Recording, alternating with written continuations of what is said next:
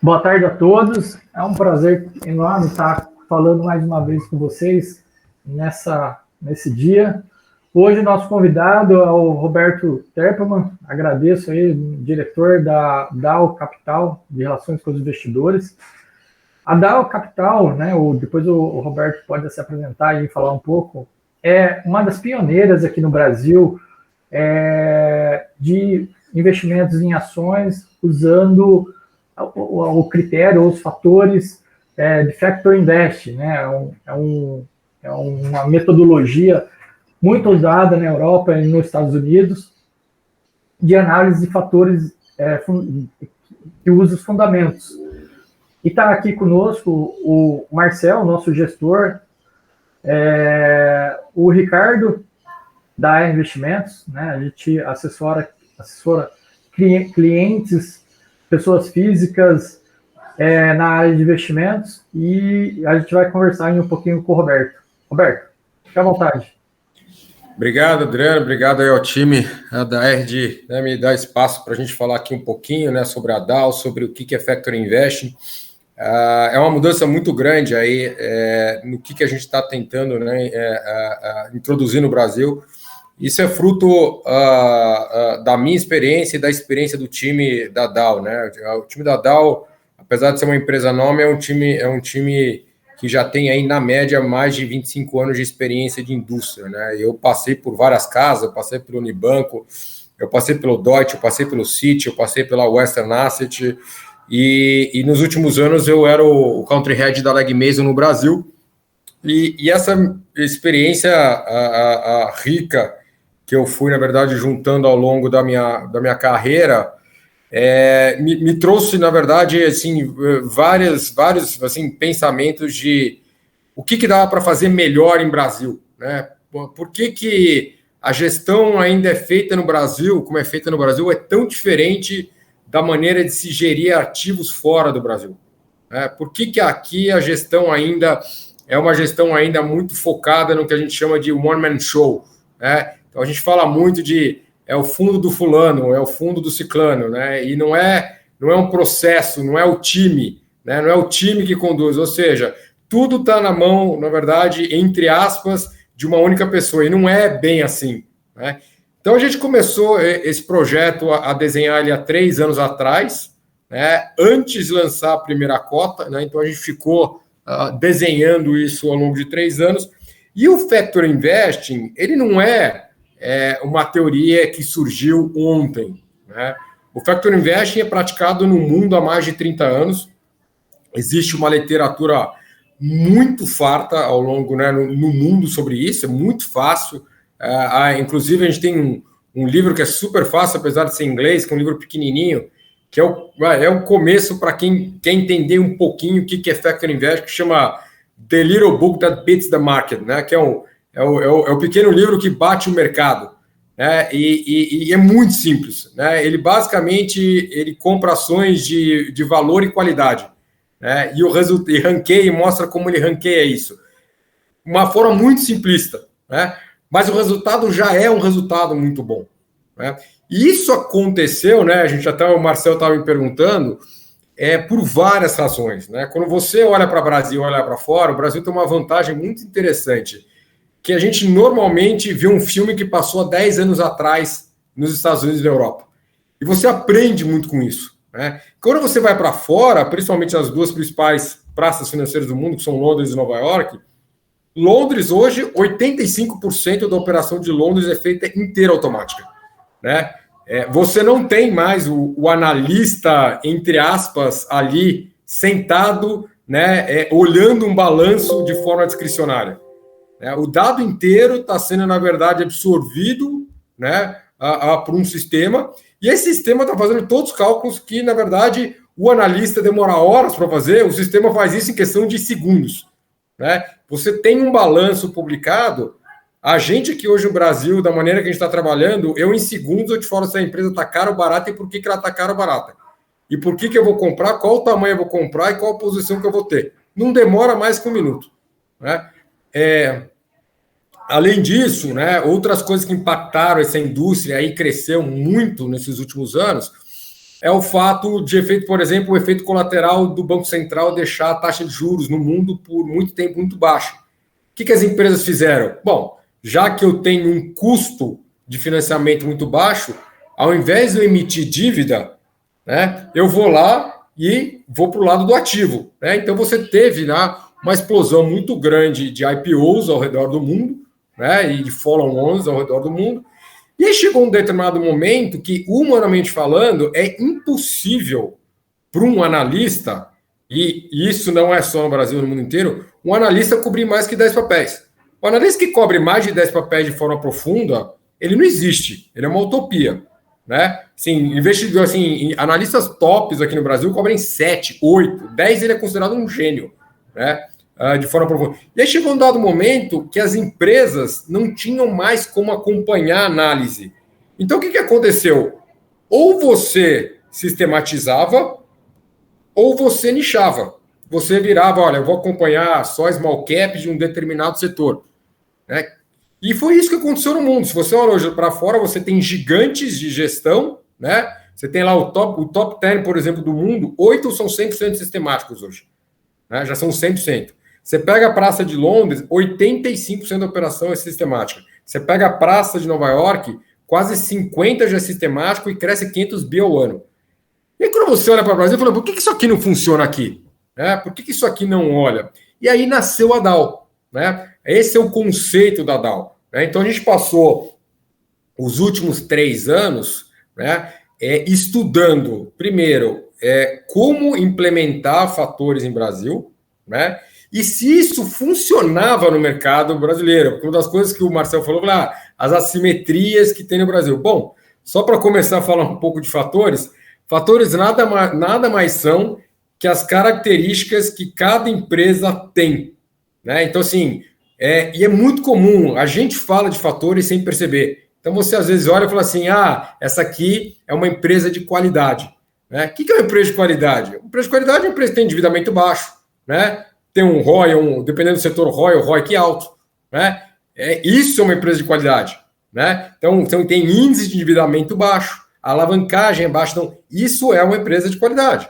Né? O que é uma empresa de valor? Uma empresa de valor é que tem um preço barato referente, né, ao balanço dela. Né? Tem empresa de valor no Brasil? Tem. Né? Empresas de baixa volatilidade. Normalmente são empresas que têm capex baixo, são empresas, na verdade, que têm contratos muito bem amarrados. Né? Então, isso é uma empresa de baixa volta. Talvez você vá correndo para o setor de utilities.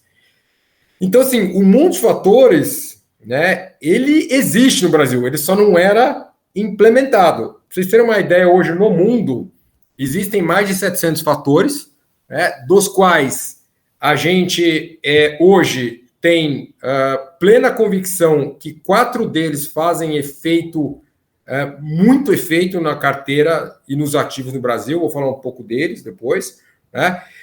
Mas isso nunca para. Né? Para você ter uma ideia, o Fama, né, o Fama and Friends, que avançaram com isso, o Fama foi prêmio Nobel da academia, né? E vocês têm vários casos aí que vocês já devem ter ouvido falar, por exemplo, que são fatores na veia. Por exemplo, AQR, né? BlackRock, né? State Street, Vanguard, ou seja, são, né, gestores gigantes, Two Sigma, né? Então são gestores hoje, né, e principalmente a turma do ETF, que é basicamente fator, né? Essa turma faz. Então, assim, que cresceram porque lá atrás visionaram, falaram assim, gente, se eu não sistematizar, a minha empresa não vai para lugar nenhum. Né? Então, você pega produtos hoje, fundos de Smart Beta fora do Brasil, né?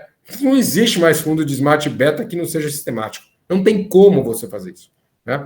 E aí surgiu a DAO. Se vocês me permitirem, eu tenho uma apresentação aqui, se eu puder colocar alguns slides. Por favor, por favor. Acho que orienta aqui o pessoal na apresentação. Tá. É só clicar aqui na bolinha. Como é que eu faço aqui, que eu nunca usei o Google aqui? Ou na flechinha? É na flechinha. Na flechinha é você compartilha a tela. Tá. Então, pera, porque a tela, quando eu estou aqui apresentar, tá, a tela inteira, tá bom. Isso. Aí eu vou em compartilhar. Peraí, deixa eu ver se eu consigo pegar aqui. Não é, acho que não é, peraí. Aí vai, tá indo, Tá bom. tá entrando aí. Mas eu não sei qual a apresentação que ele está indo, né? Por isso que eu tô... É na tua tela principal que ele vai. Aí você muda a tua tela para ir onde você tem a apresentação. Ah, tá bom. Então, peraí. Vocês estão vendo aí? Isso, perfeito.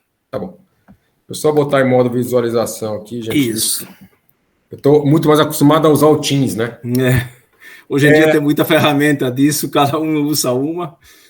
Mas então, começando aqui, tá? Nós somos uma gestora sistemática de ações pioneira em Factor Investing no Brasil. Vejam, sistemático é diferente de Factor Investing. Você pode ter uma empresa fundamentalista onde toda a execução dessa empresa é sistemática e vice-versa, né? Você pode ter uma empresa quant, que já tem várias, por exemplo, aí no mercado, como Cadima, Giant Steps, Pandora, né? Existem várias, onde, ou Constância, por exemplo, onde a execução é feita de forma tradicional, discricionária. A DAO, ela é sistemática do começo ao fim, né? Então a gente vai contar um pouco como a gente faz. E a gente utiliza a metodologia de fatores para fazer análise de ações. De novo, fatores não é nenhuma invenção. A gente continua sendo fundamentalista. Nós somos uma casa fundamentalista, só que a gente sistematizou esse processo. E isso que facilita muito a nossa vida. Se vocês verem aqui o que a gente quer endereçar, e a gente estava comentando um pouco, o Brasil ainda, quando você vai numa mesa ainda, tem muita planilha. Né? A gente na DAO, para não dizer que eu não tenho, praticamente não existe mais planilha de Excel dentro da DAO. Né? Virou tudo modelo. Então, assim, toda a cabeça nossa de gestão, ou seja, análise, construção de portfólio e execução de portfólio, ele é feito 100% de forma sistemática, né? Através de uma modelagem proprietária, né? Ou seja, quando a gente chega no escritório, não existe mais reunião de investimentos. A gente não entra dentro da modelagem e fala assim, vou alterar a carteira que eu estou pensando hoje. Eu acho que mudou, então vamos fazer por esse caminho. Não existe isso numa modelagem 100% sistemática. Né? Não existe o fator mais ser humano da personificação. Né? É o fundo do fulano de tal, é o fundo do ciclano de tal. Né? Não existe mais você não ter processos. Né? A casa inteira é amarrada com processos. Né? E outro ponto para a gente que é fundamental é a mudança total do conceito de risco, tá? Que é utilizado no Brasil. Né? Gestor de risco, de parte de risco no Brasil, é praticamente um bedel. Ele fala que você estourou o limite, ele fala que você estourou o fundo, né? Que está algum limite estourado e que você precisa trazer aquele limite de risco para baixo. Ou às vezes fala, a vol do produto é essa. A gente, além de fazer isso, né, o risco, e nós, a gente chama de gestor de risco, ele senta na mesa, ele faz parte da criação e da execução da carteira.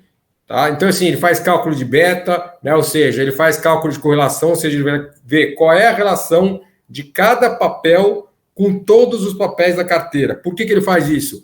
Para entender se aquele papel que eu estou colocando na carteira, além de dizer que ele está caro ou barato e por aí vai, se aquele papel, de certa forma, ele prejudica ou ele adiciona valor para dentro daquela carteira.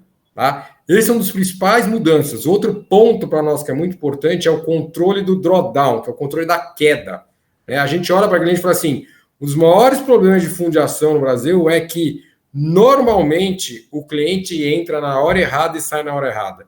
É o que a gente fala assim, a TIR do cliente é muito pior que a TIR do investimento que ele está fazendo. Porque se ele tiver naquela posição, pegando, por exemplo, um dos 10 maiores, né, das 10 maiores quedas do fundo, e ele tiver nessas 10 maiores quedas, né, num fundo que não faz controle de drawdown, a chance do resultado dele ser muito ruim passa dos 90%. Tá? Aqui a gente fala um pouquinho do resumo que a gente está falando, né, só para fechar aqui. Primeiro, somos baseados em fatores. Tá? 100% sistemático. Tudo nosso é transparente. Não existe, né? Se vocês entrarem na CVM, no site da CVM, pegarem o nosso fundo, vocês vão olhar lá todos os papéis, sem nenhuma trava de tempo ou de tamanho. Tá tudo aberto lá. A gente é baseado em fundamento, né? E o que a gente faz é altamente escalável. Pra vocês terem uma ideia, hoje, a operação hoje da nossa asset funciona com 40% do tamanho de uma asset tradicional. Por quê? Porque grande parte disso foi assumido pela modelagem. E aqui ao lado, vocês conseguem ver bem qual é o tipo de fatores que a gente gosta de usar, né? Que eu estava mencionando no início. Valor, baixa vol, crescimento, momento. Momento é basicamente papéis que estão passando por um bom momento de preço. Tamanho, né? Se é o small cap, mid cap ou large cap. E qualidade. Ponto. Tá? É assim que a gente começa isso antes de pensar em implementação, antes de pensar em escolha de papel. E como é que a gente faz isso? Né? Como é que a gente faz essa modelagem? A primeira coisa que a gente faz é o que a gente estava falando. A gente vai entender quais são os fatores. Gente, a gente falou, a gente tem centenas de fatores hoje espalhados pelo mundo.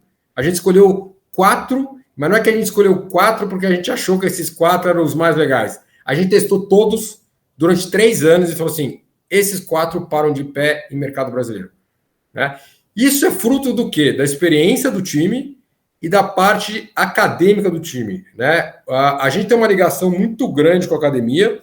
Né? Um dos meus sócios é o Marco Lírio. O Marco Lírio era o chefe de finanças aplicadas do INSPER, né? Da parte de mestrado e doutorado, e às vezes ele até dava um curso de graduação, porque a turma sempre gostou muito dele. E o Lírio é um dos caras que mais escreveu paper de finanças aplicadas no Brasil, e mais, é um dos caras que é mais citado em papers de terceiros sobre finanças aplicadas no Brasil. Então a gente pega toda essa história de hipóteses que a gente estuda de fatores e usa os dados que a gente recebe. Esses dados são públicos, qualquer pessoa tem. Basta você saber utilizar. E isso é um dos grandes, né, vamos dizer assim, desafios aqui no Brasil. Falta dado. Mas você começa a ter coisas muito interessantes e que qualquer pessoa pode entrar, comprar esses dados e utilizar esses dados de uma forma digital. Nós estamos falando aqui de Economática, nós estamos falando aqui de Bloomberg, nós estamos falando aqui de Refinitiv, nós estamos falando aqui de S&P, ou seja, são coisas que estão na mão, né, de quem quiser utilizar e comprar essa base de dados. Ela é crua. Você tem que saber o que fazer com essa quantidade de dados que você recebe. E o que você faz com isso? Você testa. Né? Você testa o perfil de desempenho, né, desses papéis. Você testa a interação entre os fatores. Será que é melhor eu estar agora em qualidade? Ou será que é melhor eu estar em valor? Ou é melhor agora eu estar em baixa vol? Né? Feito todo esse arcabouço, né, que eu estou resumindo uma quantidade absurda de dados em 30 segundos, a gente escolheu os fatores que eu mencionei, que eram valor, qualidade, tendência de preço e volatilidade dos retornos. Tá? Aqui é um negócio muito legal que a gente fez, né? Até para quem não é da área. Isso aqui é um gráfico que a gente fez sobre o Ibovespa. Isso aqui está em escala logarítmica até para facilitar, né? Então, se bater 32 aqui é porque ele cresceu 32 vezes. Você vê a linha do CDI, a linha cinza e a linha amarela é o Ibovespa. Né? Aqui fica muito claro que quem aplicou no Ibovespa desde 2007, né? E por que 2007? Porque não tinha muito dado antes de 2007, né? E porque a gente queria pegar para mostrar o comportamento da Bolsa brasileira na crise de 2008, 2009 nos Estados Unidos, na crise do Covid, né? E no impeachment da Dilma aqui. Então, vocês veem claramente que não foi uma boa ideia ter aplicado, era muito melhor ter deixado o dinheiro parado no CDI, se alguém fosse de comprar de forma passiva o Ibovespa. Aí nós fizemos o quê? Vocês vão entender por que a gente escolheu esses 4 fatores. Aqui vocês estão vendo uma carteira basicamente de papéis de baixa vol. Então, imagine que vocês compraram, né, chegaram para o gestor, né, o agente autônomo de vocês ou o consultor de vocês e falou, compra só papel de baixa vol. E não faz mais nada, de forma econômica. Né? Vai lá e coloca. Olha a diferença de resultado. Você sai da resultado. Roberto, só para nossos clientes aqui, um breve resumo aí o que é baixa vol para eles. Tá. O que seria o papel de baixa vol? Papel de baixa vol são papéis que chacoalham menos, né, do que vamos dizer assim, a volatilidade, o que chacoalha o índice. Né? Então, assim, por exemplo, o índice Bovespa, ele tem uma volatilidade, até para ficar em parâmetros, na casa aí de média entre 24% e 25% ao ano. Tá? Essa é a volatilidade do Ibovespa ao longo de um prazo de 12 meses. O nosso fundo, ele tem uma volatilidade na casa de 9 a 10, né? Ou seja, mais ou menos, um pouco menos de 40% aí da volatilidade do Ibovespa. E isso está muito inerente ao que é um papel de baixa vol, considerado de baixa vol. Então, são papéis normalmente menos arriscados, né? São papéis, na verdade, que as empresas têm que fazer um capex, ou seja, um investimento baixo. Não precisa ter tanto investimento. Então, um setor que é muito ligado a esse tipo de baixa vol, setor de distribuição de energia, né? Então, é um setor, na verdade, que tem capex a ser feito, mas ou transmissão não é muito alto, né? Comparado com o tamanho, com os ativos que estão em jogo. Pagam bons dividendos, né? Ou seja, empresas que não tem muito para desembolsar, então ela acaba, na verdade, distribuindo isso, e tem contratos muito bem amarrados. Isso é uma empresa, por exemplo, para um setor de baixa vol, né? Aí a gente foi fazendo o quê? A gente foi colocando todos os fatores, né? Então aqui você vê a qualidade, que o resultado é mais forte ainda, ou seja, você está falando aqui um resultado de mais ou menos só comprando papel de qualidade. Você não é da área, não conhece, não trabalha com isso. Se tivesse comprado papel de qualidade, ou seja, empresas que têm endividamento baixo, alavancagem baixa, né, que tem um retorno sobre investimento bom, né, você teria tido um resultado de mais ou menos, sei lá, 1.400% contra 250% do índice. E assim foi, né? Papéis de valor, ou seja, papéis que estão baratos em relação ao teu valor patrimonial, né? Então tem muito a subir, mas você não sabe quando isso vai acontecer. Acho que um exemplo super legal disso, por exemplo, seria a mudança inicial do Magazine Luiza, né? Quando a Magazine Luiza apresentou o projeto, né? Eu vou, na verdade, me tornar uma empresa com cara de Amazon. A maior parte das pessoas não acreditou no projeto, né? A ação passou anos a R$1, né? A turma só passou a acreditar quando ela deixou de ser uma empresa de valor, né? Quando ela começou a ter um crescimento muito forte, quando ela passou a gerar resultados, aí ela sai de uma empresa de valor para uma empresa de qualidade. Qual é o problema do valor? É que você não sabe quando vai subir, mas o resultado final sempre vai ser melhor do que papéis, na verdade, quando você compra, por exemplo, de baixa qualidade, né? O problema é o timing de você fazer esse movimento. Aí nós fizemos com o momento a gente brinca que é o terror dos analistas fundamentalistas, né? Porque momento é basicamente o quê? Compra o que está subindo, né? Está subindo, compra junto, né? Se vocês olharem, até governo Dilma, não foi a melhor estratégia a ser seguida, né? Quando passou o governo Dilma, que você deu uma diminuída na pressão, claramente ele se tornou, na verdade, né, o melhor fator a ser utilizado. Ou seja, esquece tudo, esquece fundamento, esquece preço, compra o que está subindo, né? E o que a gente faz realmente? A gente pega esses 4 fatores, né, e usa eles de forma ponderada. Eles não são utilizados de forma econômica.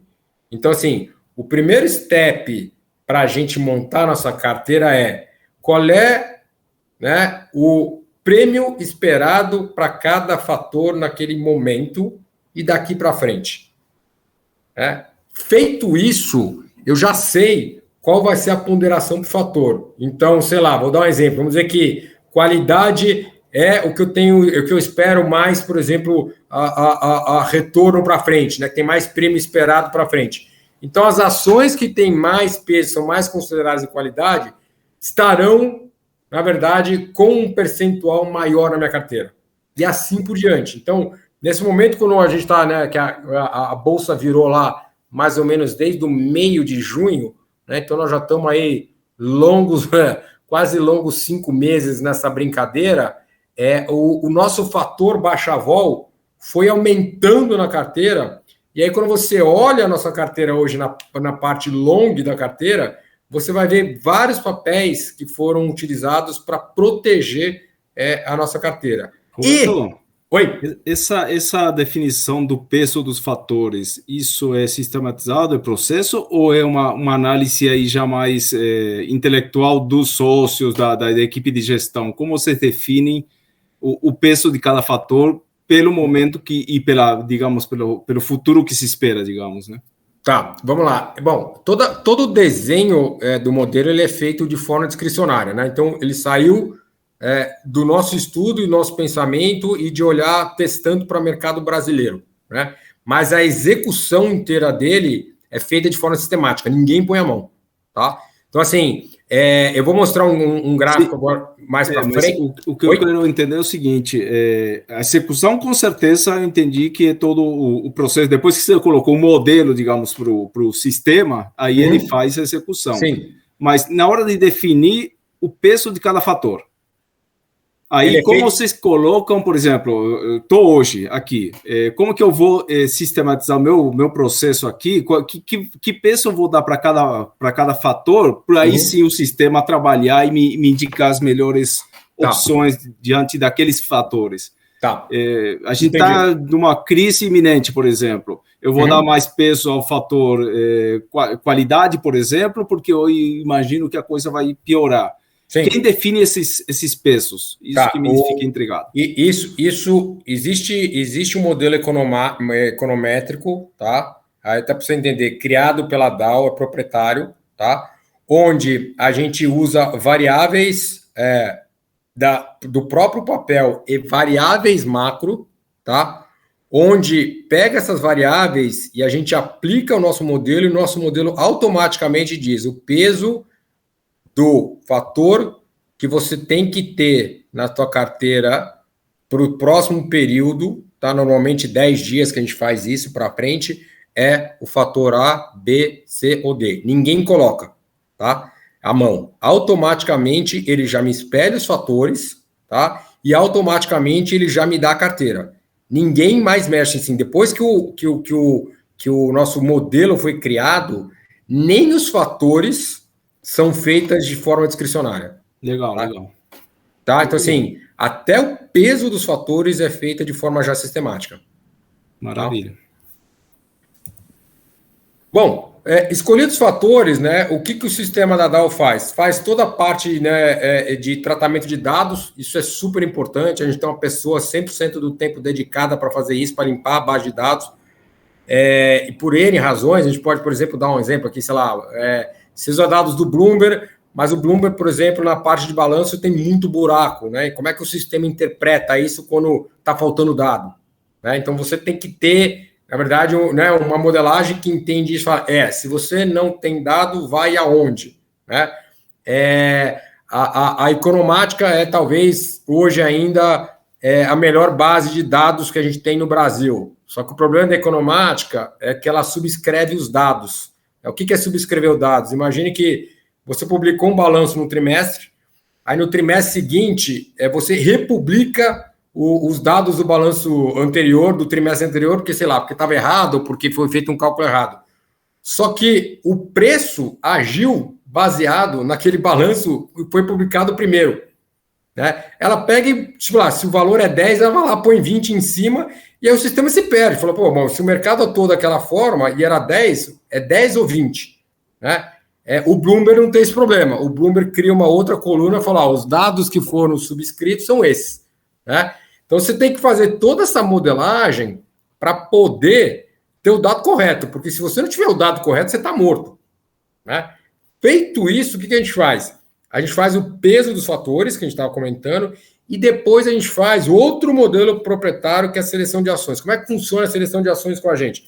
Imagine que se você tem, né, um gráfico de, vamos dizer, de Spider, onde você tem lá os 4 fatores, né? E você tem uma empresa hipotética. A empresa hipotética é a empresa que tem a melhor nota de qualidade, melhor nota de valor, melhor nota de momento e assim por diante. Né? A empresa que terá a melhor nota para nós será a empresa que mais se aproximar dessa empresa sintética. Né? Ponderado pelos fatores daquele momento. Né? Pelos fatores que, ou seja, onde eu tenho mais prêmio, que eles vão sendo alterados ao longo do tempo. Feito isso, eu tenho um score exatamente dos papéis e do tamanho da ponderação que eu vou ter dos papéis na carteira. Passo para a gestão de risco, né? Olho liquidez, né? Eu consigo comprar aquele papel? Olho concentração. Eu estou me concentrando muito naquele setor, né? Olhe correlação. Qual é a relação daquele papel contra o portfólio inteiro, contra qualquer papel, contra os índices, né? Qual é a vol que eu quero dar para o meu cliente? Eu, com certeza, eu quero dar uma vol mais baixa. Eu não quero que ele tenha susto, né? Qual é a perda esperada dessa carteira, né? Então, assim, apesar de parecer um negócio muito pesado, hoje ele é feito em questão de minutos, né? Então, assim, a construção demorou muito, né? A gente faz isso, toda a parte, até seleção de ações, é feita numa linguagem chamada Python, toda a parte de risco é feita numa linguagem chamada R, né? Basicamente, de novo, só para fechar aqui, toda essa montagem, ela é fruto da nossa experiência, né? E que a gente simplesmente resolveu pegar essa experiência e encapsular dentro do modelo. Quando você tira o bias, ou seja, quando você tira o viés da tomada de decisão de compra de um papel e montagem de portfólio, o resultado é assustadoramente bom. Quando você para de cometer certos erros que às vezes a gente nem percebe, né, por viés ou por qualquer coisa parecida, por qualquer influência externa, o resultado do teu portfólio, apesar de ser muito mais frio, é um resultado muito mais forte, com uma qualidade de resultado muito melhor. Tá? Roberto, entendo que a seleção ou seja, o que vocês olham é Brasil, exclusivamente Brasil, certo? Vocês não olham empresas lá fora, é isso? Vamos lá. O projeto da DAO, ele é o seguinte, hoje ele é só Brasil, tá? Mas ele já roda em paralelo em 52 países. Então, tá? Legal.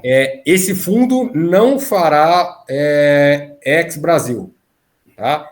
Haverá um fundo global, né, que a gente, da mesma forma, porque como essa modelagem ela não é brasileira, né, o que você faz é tropicalizar para o Brasil. Sim, né? claro. Fica muito mais fácil, depois que você executar Brasil, você executar para fora. Né?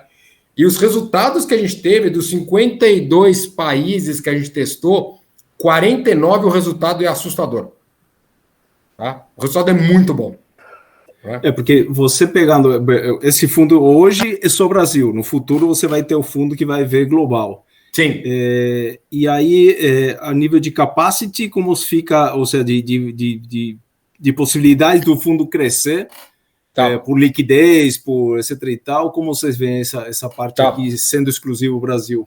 Tá, esse fundo hoje, esse fundo mesmo que a gente está conversando aqui, que a gente vai falar um pouco dele, ele tem um capacity de 2 bi. Tá? A gente está sendo bem, vamos dizer assim, conservador, mesmo o fundo sendo pequeno, porque a empresa é pequena, né? A gente hoje, por exemplo, só opera, porque o fundo é um fundo long bias, a gente vai falar um pouco dele, mas na ponta longa só opera acima da mediana de liquidez da bolsa, tá? Ou seja, está mais ou menos ali em torno de 18 a 20 milhões dia, tá? Para o papel. E na ponta short eu só opero acima do percentil 60. Tá? Nenhum papel meu na ponta longa tem mais de 4,5% e nenhum papel meu na ponta short tem mais de 1,5%. Tá, legal. Roberto, os fatores aqui que mencionados, em tese aqui, para simplificar o racional para os clientes, é a parte dos critérios das empresas, né? CAPEX, EBIT, fluxo de caixa, isso. retorno, né?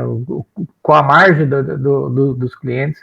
Com base definido uma vez definidos esses fatores, você tem um software proprietário, e aí se me corrija se é isso, tá?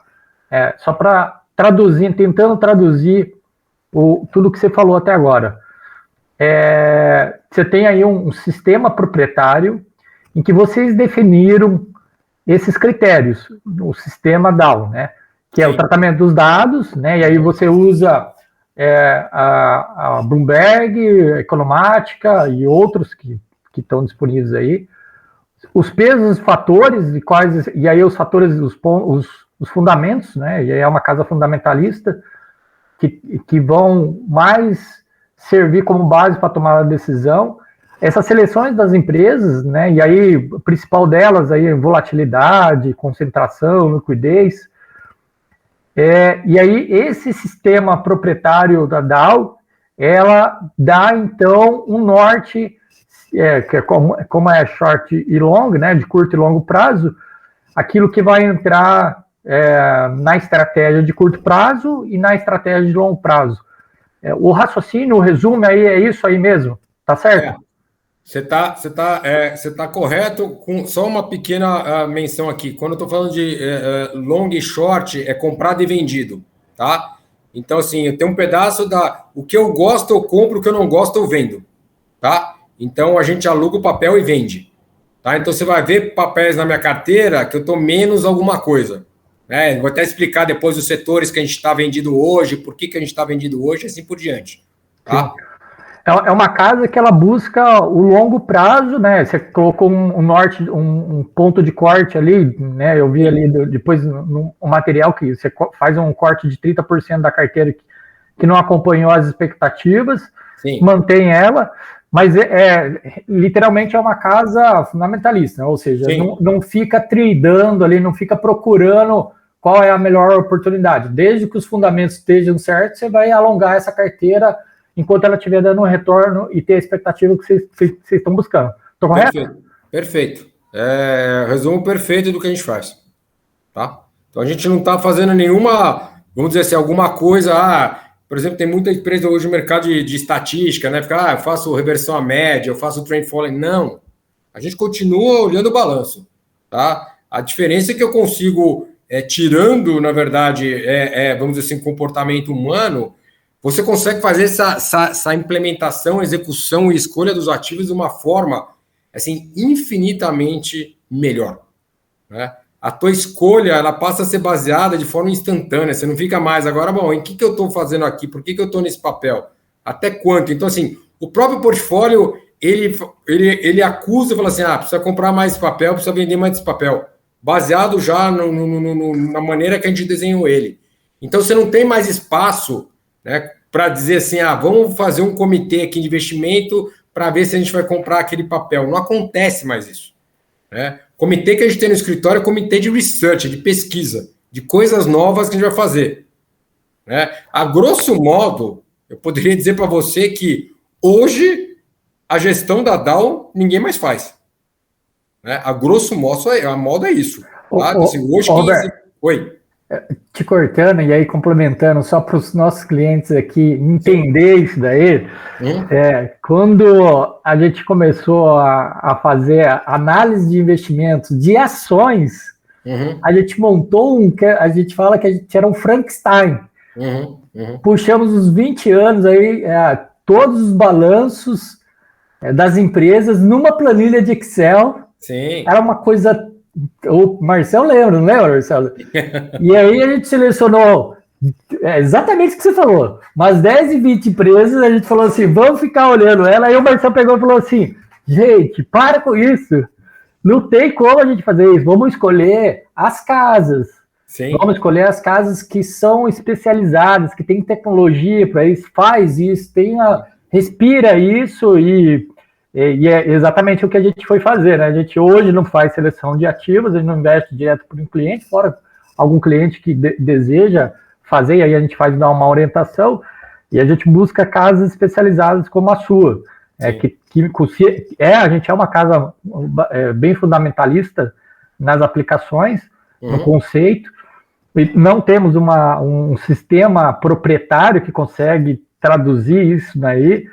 Mas eu acho super inteligente aí a metodologia e assim, aí um pouquinho com mais experiência também. Vi poucas casas no Brasil. Óbvio que assim, tem que conhecer um pouquinho o sistema de vocês e tal, mas ainda vi pouco debatido sobre as outras casas. A gente já conversou com algumas casas de ações, mas muito, muito bacana, então parabéns. Fica à vontade aí. É só para fazer um resumo aqui e aí você continuando aí. Não, só para complementar o que você está falando, essa conversa já começou, tá? Eu diria para você que num prazo de 5 a 10 anos, mais da metade da indústria será assim, tá?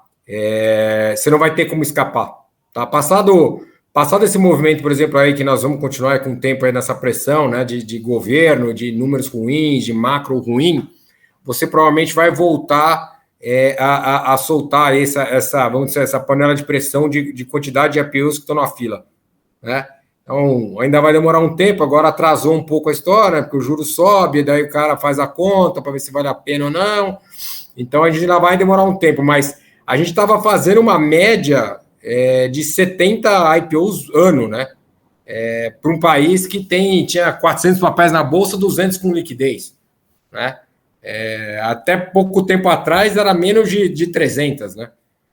Então, assim, vai acontecer, né? E você vai ter que fazer esse movimento. A gente conversa, obviamente, com outras casas, são concorrentes, mas são amigos, né? A gente está há muito tempo na indústria.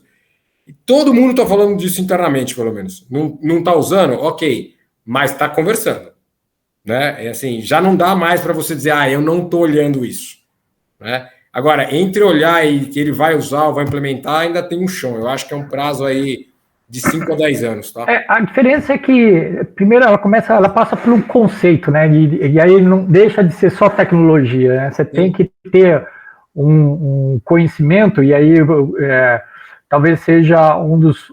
É o que você começou a falar, que vocês são bons, né? Vocês têm uma base teórica, acadêmica, né? Eu até li ali o formulário de referência, né? Vou pegar o Brito ali, ele é formado com honras na FEA, né? Fez inúmeras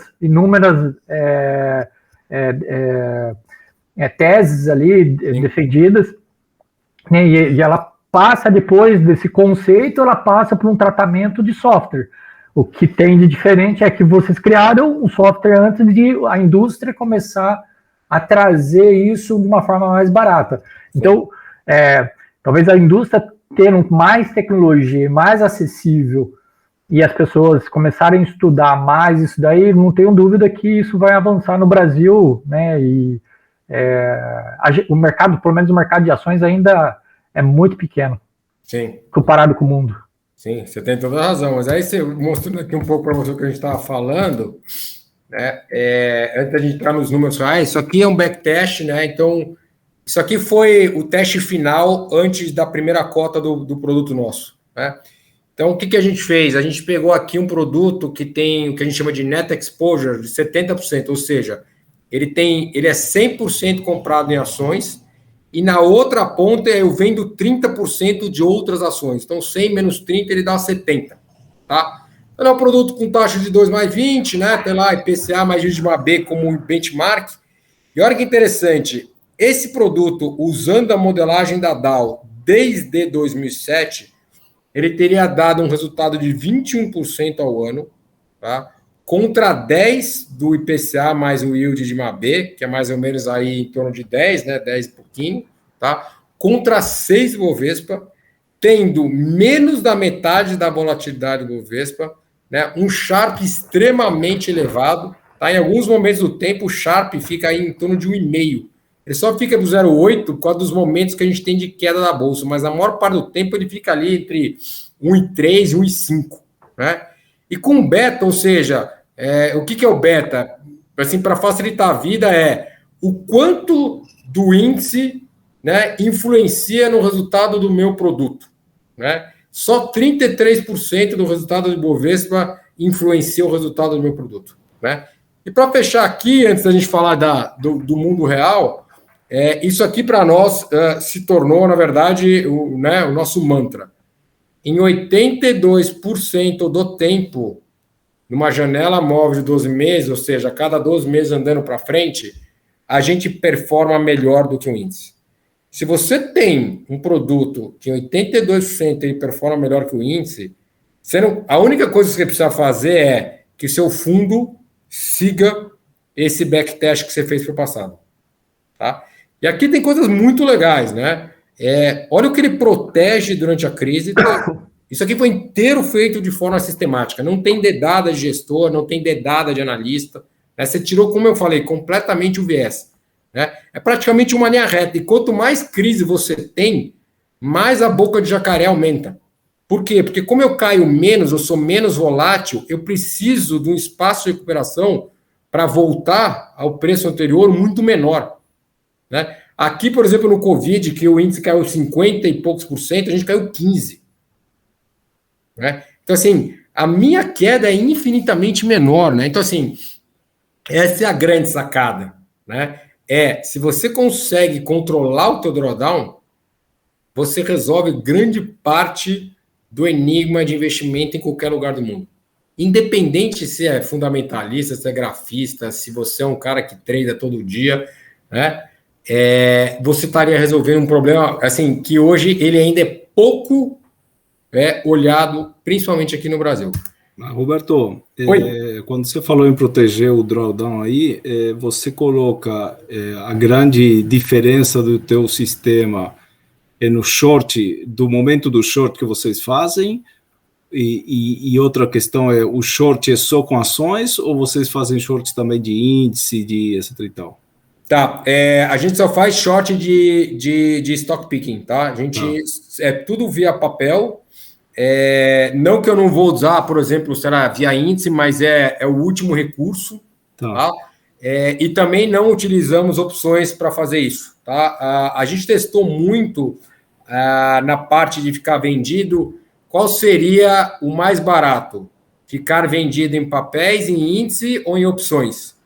E de longe, obviamente, o mais barato foi ficar vendido em papéis. Mas para você fazer isso, você tem que ter um research muito, muito parrudo, né?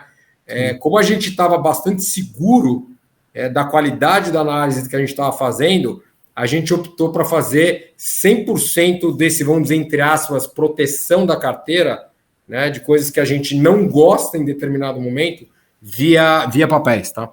E o short chega, você falou em 30%, tem algum limite do percentual do fundo, ou aí o modelo que vai determinar o quanto de short? Como eu havia falado, nenhum papel nosso no short tem mais que 1,5%, tá? Até para evitar o que a gente chama, né? O mercado conhece muito chamado de short squeeze. Sim, né? Com certeza. Então, assim, a gente já teve short squeeze e não foi nem a maior perda do dia. Tá?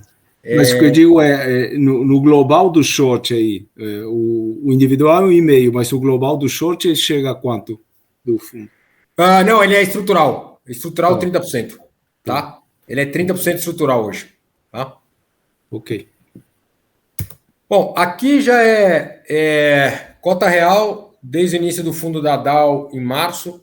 Né? Aliás, começou em março, você falou? Isso. Tá? Desde março, aqui estão todos os fundos long buys da indústria. Tá? Eu não sei se é coincidência do destino ou não, mas estar exatamente com essa foto no dia da apresentação de vocês. Mas a gente hoje é o fundo de melhor performance, melhor Sharp e melhor ajustado ao risco da indústria inteira brasileira. Isso está atualizado até quando? Até ontem. Até ontem, muito bom. Caramba. Se eu colocar hoje, a gente abriu mais 120 para o índice hoje. A apresentação que você enviou está até diferente. Oi? Então, atualizou agora, né? A gente atualizou, tá? Hoje a bolsa caiu acho que 60, né? 60 bases, né? E a gente subiu 65. Nossa, maravilha. Né? E continua lá com a vol na casa de 9 a 10%, tá? A gente foi para cá, mais ou menos, aqui onde está o nome, tá?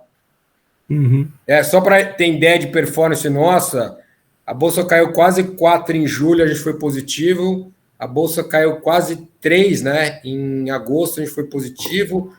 Agora eu não me lembro quanto que ela caiu em setembro, né? Agora acho que foi 7%, a gente foi positivo de novo. E esse mês a gente está 0 a 0. Estava 8 caindo a bolsa, né? E a gente está sem perda, tá? Me diz uma coisa, você fala que isso até hoje é atualizado, mas ao longo de março para cá, a performance sempre foi nessa linha ou teve algum período que ele deu um pico para cima? Como é que foi a performance? Tá. Esse gráfico, digamos, de março até aqui. Tá, eu vou... Você tá vendo ele agora. Ah, legal, desculpa. Maravilha. Se vocês perceberem, como eu tradicionalmente eu estou comprado em baixa vol e qualidade, né? Esse produto, ele, quando a bolsa anda, ele anda junto. Quando a bolsa cai, ele protege. Mas tem um momento que ele fica um pouco para trás. Quando é que ele fica um pouco para trás? Quando a bolsa dá uma pancada muito forte, né? De repente. Né? Então, você, por exemplo, vê aqui no início de junho, quando a bolsa saiu do 110, 112 para 130 muito rápido, né? Você vê que ele fica para trás porque ele tem um short na carteira, ele não é um long only puro, né? Ele é um long bias.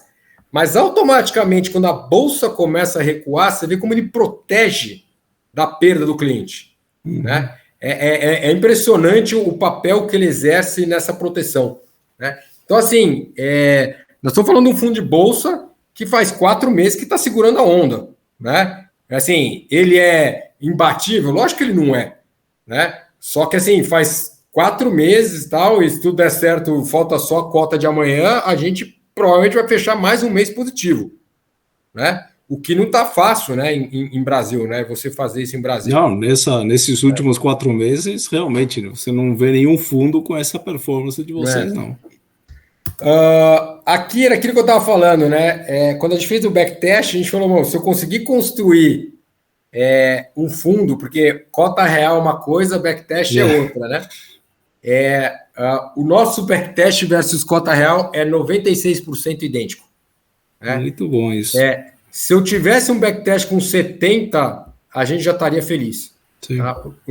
A gente foi muito rigoroso no backtest, né? A gente botou o custo de corretagem sem desconto nenhum, a gente botou spread bem aberto entre compra e venda, a gente botou o custo de slippage, né? A gente fez uma série de intervenções para deixar esse backtest o mais crível possível da realidade, né? E por isso que ele ficou tão próximo da realidade da cota real, tá? Não, isso é fundamental, porque isso realmente ele está, digamos, sedimentando aquele backtest desde 2007, que muita gente pode falar, não, mas aí agora você está fazendo o backtest com o real. Sim. E realmente está mostrando que aquilo, em teoria, é válido também desde 2007, né? Muito bom, muito bom. Roberto, eu vou trazer sempre aqui para uma linguagem mais do cotidiano, só para explicar aí o que é o backtest para eles. Vamos lá. O backtest nada mais é que você pegar o teu modelo de investimentos, tá?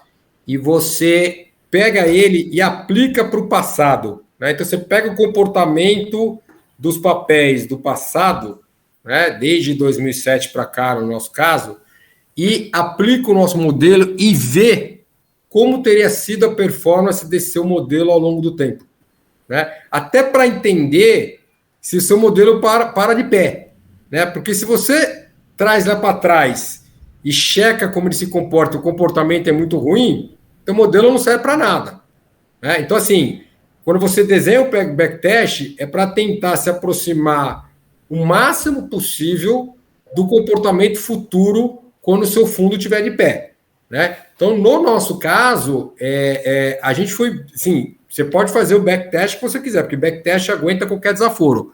A gente, por ser uma casa sistemática e muito ligada à academia, né? A gente é muito próximo do INSPER, né? Para vocês terem uma ideia, a gente tem quatro pessoas agora, 4 meninos, na verdade, que estão se formando, por isso que eu falei meninos, estão se formando no INSPER em engenharia da computação.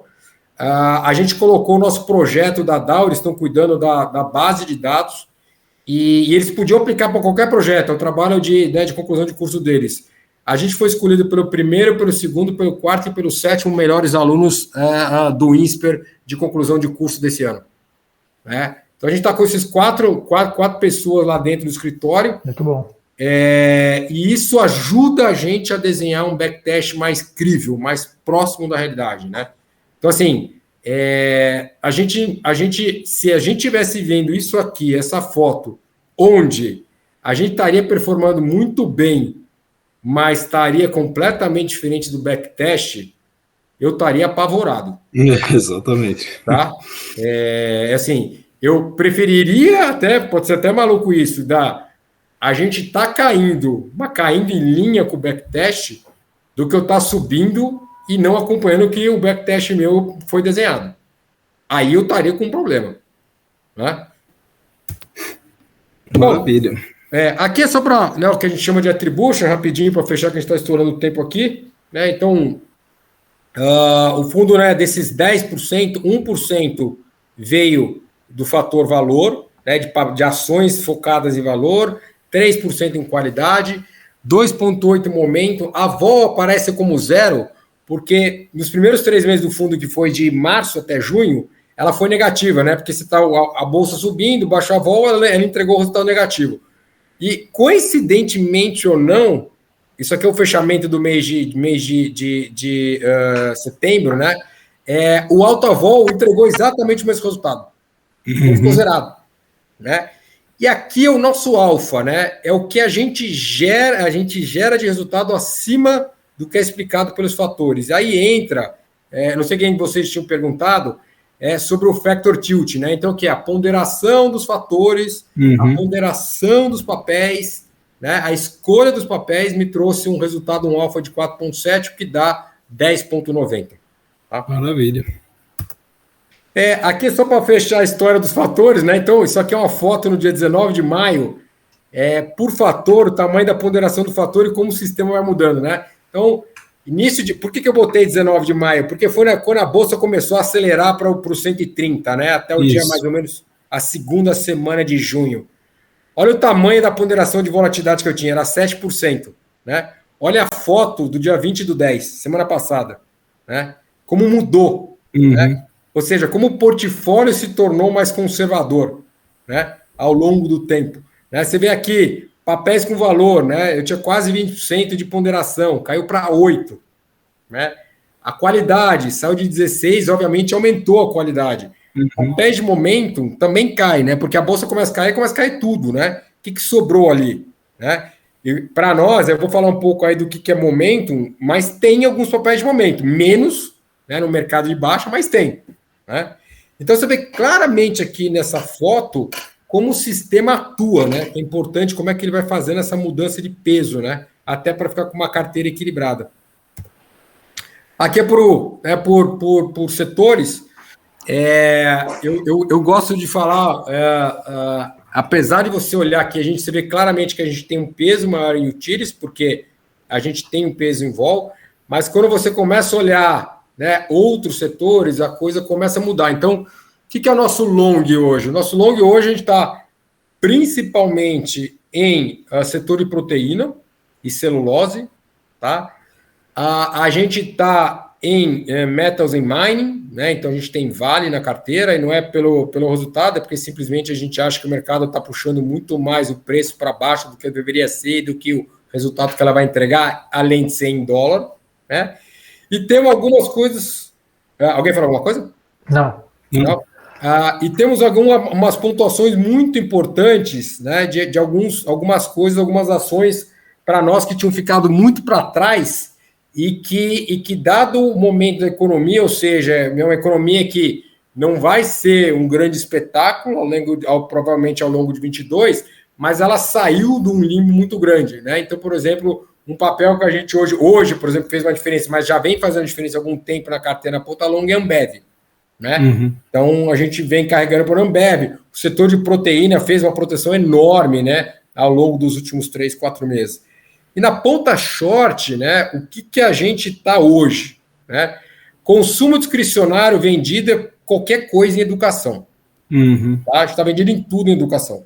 Tá? Real estate, idem. Né? A gente está muito preocupado com problemas, de novo, né, muito parecidos quando a gente teve lá no passado com as construtoras. Tá? A vantagem agora das construtoras é que, para você fazer um distrato, ele oferece muito mais proteção hoje, distrato de contrato, contra o tomador, né, do imóvel, do que era antigamente. Né? Hoje ele protege bem mais a construtora. Mas o fato é que hoje que a gente está com preços extremamente esticados, com uma inflação né, na casa do NCC, próximo dos 20%, né, com custos lá em cima, né, e com a economia parando de se mover, né? Então, assim, isso é um cenário super preocupante. Vamos ver como é que esse setor se sai aí nos próximos meses, mas os primeiros números trimestrais já começam a mostrar uma acomodação, tá? Varejo, alguns setores específicos, então, por exemplo, a gente está vendido em lojas americanas, né? A gente está vendido em Marisa, né? Então, são setores. E tecnologia, que é um quarto setor aqui, é menor que os outros, é verdade, ele é bem específico e pontual, né? Ele tem a ver com o preço de alguns papéis, né? A gente vem carregando esses papéis de forma vendida já há muito tempo, tá? O principal case vendido nosso aqui é Enjoei, tá? Não que a gente não goste, mas quando você vê um papel saindo aí, batendo preços 400 e poucas vezes lucro. Foi uma loucura esses IPOs que andaram acontecendo aí, realmente deu muita abertura para shorts aí. Outro papel, por exemplo, o MOSE 3, né? Que é o controlador do Buscapé, que acabou de ser comprado pelo Banco Pan, né? Uhum. É outro short importante nosso aí, né? Então, assim, são setores que, assim, a gente não tem nada contra ou morre de amores. Simplesmente valor, o preço dele no momento de economia atual que a gente está vivenciando, né? Então, se está fora do preço, a gente vai shortear, tá? É isso que a gente faz. Então, isso aqui é um pouco da visão do que o fundo está em setores. Aqui, muito legal, né? Só para fechar aqui a história aqui, você vê uma coisa muito legal, até importante para o investidor, né? A maior parte dos fundos long buy, long and short da indústria são muito parecidos. Quanto mais próximo de mais parecido é o fundo. Ou seja, o que eu estou falando aqui? Mais de 80% dos fundos de long buys no Brasil, tanto faz quais dele você vai comprar.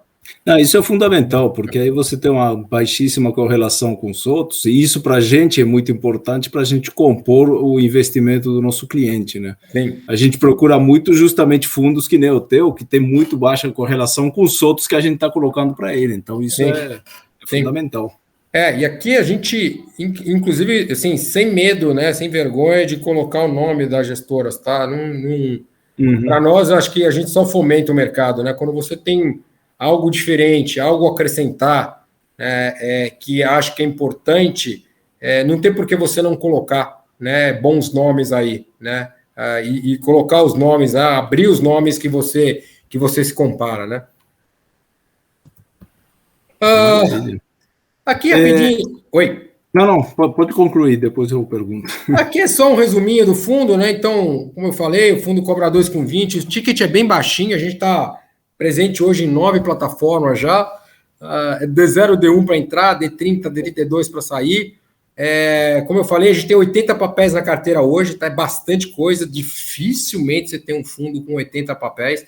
E são a facilidade de você usar o sistema, né? Como é que você ia ter analistas que suportassem 80 papéis na sua carteira? Você está falando de pelo menos aí tranquilamente 10 analistas para montar uma carteira dessa, né? Provavelmente mais, tá? Onde eu tenho 4,5 máximo para o papel na ponta longa e 1,5 na ponta short, tá? Aqui, para finalizar, a história do SG, né? Ainda matematicamente, no Brasil, você não consegue provar por matemática que ser SG te traz retorno, né? O que a gente consegue inferir é que se você está comprado em papéis de qualidade baixa vol, a tua nota de SG será melhor que a nota de SG do Ibovespa, comparado com o Ibovespa. Então, você tem dependência de diretores, governança, ambiental, social, uso de energia melhores do que o índice, né? E não precisa de dados para isso, basta você estar comprado em ações de qualidade, em ações de baixa volatilidade, tá? Isso é o recado que ainda a gente começa a dar em SG, mas a gente tem visto muita gente falando sobre SG isso, SG aquilo. A gente acha que para Brasil você ainda está um pouco longe, você não tem dado para realmente afirmar que esse é o caminho. que você está falando é o seguinte, as boas empresas têm uma política mais responsáveis, é isso ou não? Hoje, não, o que eu estou dizendo, na verdade, é o seguinte, com a quantidade de dados que você tem no Brasil hoje, das empresas, você não sabe se a empresa, na verdade, o SG que trouxe o resultado para ela, tá? Ou se era uma empresa grande que optou por SG, né? E aí, na verdade, os resultados já vinham lá de trás para uma governança melhor, e aí ela imputou o SG, e aí abre-se o caminho para dizer, o SG fez efeito sobre aquele papel. Qual foi o peso do SG no resultado, né? Isso ainda não dá para... Você não consegue afirmar isso. Aliás, lá fora, inclusive, continua uma brigaiada enorme, né? Exatamente. Lá fora já é difícil, né? Está muito então, novo esse... Acho que tem um tempo aí para a gente maturar essa história aí, tá? E o time, como eu falei, aqui o Fábio Mota, né, que é meu amigo, meu colega, ele era o head de renda variável da Western, né, acho que vocês devem conhecer a Western, uma das maiores gestoras independentes do Brasil, né, tem quase 45 bi sobre gestão, ele era o head de renda variável. A gente aloca nos fundos da Western. Então, por exemplo, eu era da área internacional, né, o S&P, você está falando um dos caras que idealizou o S&P e o fundo de BDR, né? O fundo, lá atrás a gente achava que cada fundo ia ter 100 milhões, né? Só o BDR hoje tem 4,5 bi, né? Enfim, mas é um processo. Isso aqui que a gente está falando também, você vai ver, esses fundos de fatores vão estar muito grandes lá na frente, que são os maiores fundos do mundo, né? O Caio é o cara responsável por toda a programação em Python, né? Foi o cara que pegou toda a nossa capacidade de análise e colocou em modelagem. Ele até hoje o melhor aluno de mestrado da história de finanças aplicadas do INSPER, tá? O Lírio, que a gente falou bastante, né? O Lírio já fazia isso há 15 anos atrás em Londres, né? É um cara que é PhD pela Universidade de Louvain, na Bélgica, que é um dos maiores centros de finanças do mundo. O Lucas, que é o nosso head de risco, é o cara que também mestre economia, é o cara que fez toda a modelagem da parte de R, de execução, né, de trazer esse modelo novo, de estar para dentro, o risco está dentro do dia a dia. O Hugo é o nosso parceiro, a gente brinca que ele carrega um pano de cauda, porque ele faz toda a parte não só operacional, como administrativa da empresa, né? E eu que sou aí o sócio responsável pela parte de relações com investidores. Estou me divertindo, voltei a estudar em 2020, no meio do Covid, mas tem sido muito bom e o programa acaba em 2022, né? Então, bom, Roberto, você tá muito novo nessa foto aí. Mas essa foto não tá condizendo. Essa foto a gente põe um filtro, né? E depois põe preto e branco, né? Mas enfim, gente, era isso que eu tinha. Me diz uma coisa, Roberto, com quanto está o fundo hoje de aplicado aí? O fundo é pequeno ainda, o fundo tem aí cerca de 30 e alguma coisa, tá? É um fundo pequeno, porque agora que a gente trabalha a rentabilidade, né? Principalmente, os sócios aplicam direto nele. Sim. Como é que é essa? 25% dos assets hoje são do sócio. Tá, mas ao contrário, o patrimônio dos sócios está em quanto por cento está aplicado nesses fundos? 25%. Ah, tá. Eu pensei que era... Não entendi direito. 25% do fundo são dos sócios, é dinheiro dos sócios? Sim. Ou os sócios têm 25% do capital deles nesse fundo e tem 75% em outros fundos, em outras aplicações? Não, vou te falar que a grande totalidade do dinheiro dos sócios está nesse fundo. Maravilha. É isso o mais importante, né? Para mostrar essa sinergia junto, né? Não só no fundo, como no projeto DAO, tá? Porque a gente ainda não pode passar muito mais coisa para vocês, mas é muito provável que vocês vão ver a gente aparecendo em algumas manchetes aí ao longo dos próximos 3 meses de coisas que estão acontecendo, tá? Maravilha, legal. Porque a gente está sendo literalmente muito abordado aí, dados os resultados que a gente está tendo. Sim, né? Com esses resultados tem que ser mesmo. Da DAO só tem esse fundo por enquanto? Sim, deve ter mais um nos próximos, vai depender do lançamento, mais uns 30, 40 dias, e tem mais um para ser lançado já no primeiro tri. E que características diferenciam do que tem hoje? O primeiro vai ser um long and short, então, assim, a tua exposição não vai ter exposição final à bolsa, apesar de você utilizar a bolsa, né? O resultado, assim, assustadoramente bom, tá? Com uma vol ali, volatilidade abaixo de 6, tá? Entre 5 e 6, esperada, e o do primeiro tri provavelmente é um global, tá? Tá, legal. Maravilha, eu acho que já está 1h e pouco. Sim. Até teria muito tempo aí para a gente continuar fazendo, mas realmente a gente está limitado aí com isso. Muito bom, Roberto. Parabéns. Eu tinha feito uma relaçãozinha aqui de perguntas, mas é verdade, gente. Por mim é mais para o cliente de vocês, né? Não, acho que... O que podemos fazer, sim, é marcar uma outra live daqui a um tempo, para a gente entrar mais também, porque a gente tem também o limite de colocar isso, se não ficar muito grande, mas eu acho que vale a pena, sim, voltar a conversar aí, porque tá muito bom. Tá bom. Sim. Sem problema. Gente, eu queria agradecer vocês, né, em nome da Dow Capital. A gente as portas estão abertas, o nosso site tem muita coisa escrito para a gente do mercado, do blog, e muita coisa escrita para a gente que não é do mercado. Tá? Inclusive com fórmulas, como o cara brinca, como é que ele executa, como é que ele monta uma carteira. A gente, como tem esse viés muito de educação, né, a gente caminha muito para essa parte de educação, e a gente caminha no sentido de essa educação ser, na verdade, de graça. Né, para as pessoas estudarem, terem tempo, coisas fáceis, ou seja, a gente mastiga a academia e coloca de uma forma mais plausível para as pessoas que querem estudar um pouco isso. Tá? Então tá lá no blog, pode entrar, assinar, colocar, ver os papers, a gente brinca muito com várias coisas que acontecem na nossa indústria e lá fora também, mas fique à vontade, né? E lá tem nossos contatos, tem, né, o número da RI, fique à vontade, clientes, investidores, entrar em contato com a gente para bater um papo. E aí, mais para frente, a gente faz uma nova rodada aí de apresentação. Muito bom. Super agradeço aí. Foi um bate-papo agradável, um aprendizado aí.